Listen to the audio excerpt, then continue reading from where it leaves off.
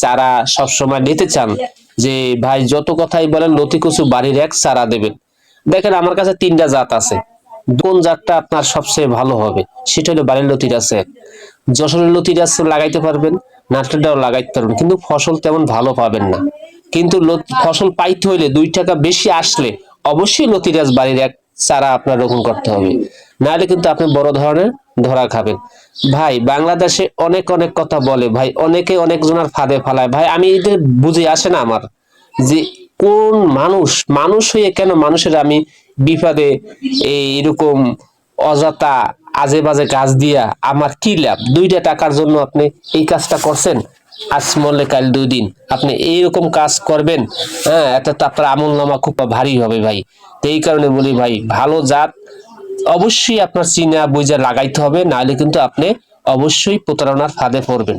আর প্রতারণার ফাঁদ থেকে আপনার রেহাই পাওয়ার জন্য, ঠিক আছে, এই ভাই যদি বলেন যে আমি কেমনে বুঝবো আপনি যে ভালা, ভাই আমি একটা কথা সবসময় বলি, মরণের কথা যে স্মরণ করে অবশ্যই সেই ব্যক্তি কখনোই মানুষকে ঠগাবে না। আর দেখবেন আমি কিন্তু বাংলাদেশে না, আমি বাংলাদেশের বাহিরেও 4টা রাষ্ট্রে চারা দিছি। কারণ শুধু বাংলাদেশে দিছি তা না, বাংলাদেশের বাহিরেও আমি 4টা রাষ্ট্রে চারা দিছি। এই 4টা রাষ্ট্রে চারা গেছে, তারপর বাংলাদেশে আমি সারা বাংলাদেশে হোম ডেলিভারি দিয়ে থাকি চারা। আর অথচ যদি একটু খেয়াল করেন যে আমি কোন জাতের চারা আনলে সবচেয়ে ভালো হবে আমার, আমি খুব ঝামেলার ভিতরে আছি ভাই। 10টা ভিডিও দেখবেন, 50টা ভিডিও দেখবেন ইউটিউব চ্যানেলে, আপনার যারে ভালো মনে হয় না এর কথা কার্য ভালো, এর কথা কার্য ভালো বোঝা যায়, এর কাছ থেকে আপনি চারা সংগ্রহ করবেন। আর যদি পারেন তাহলে অবশ্যই তার কাছে চারা সংগ্রহ করবেন।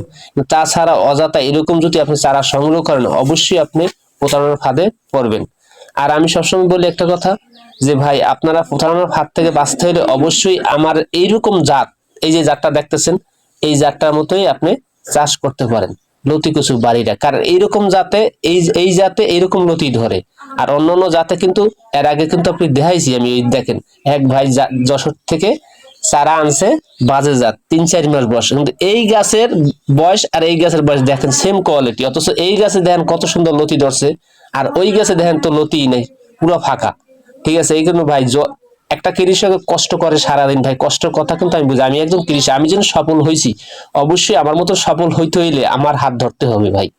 ভাই আল্লাহ তাআলা বলছেন যে ভরসা রাখো আমার উপর, আর ভালো একজন মানুষের হাত ধরো, তাহলে আপনি মনে করেন যে সফলতার মুখ দেখতে পারবেন। আর যদি ভালো মানুষের হাত না ধরেন তাহলে অবশ্যই এইরকম প্রতারণার ফাঁদে পড়বেন। তাই এখানেই শেষ করলাম, আমার জন্য আপনারা দোয়া করবেন। আসসালামু আলাইকুম, আল্লাহ হাফিজ।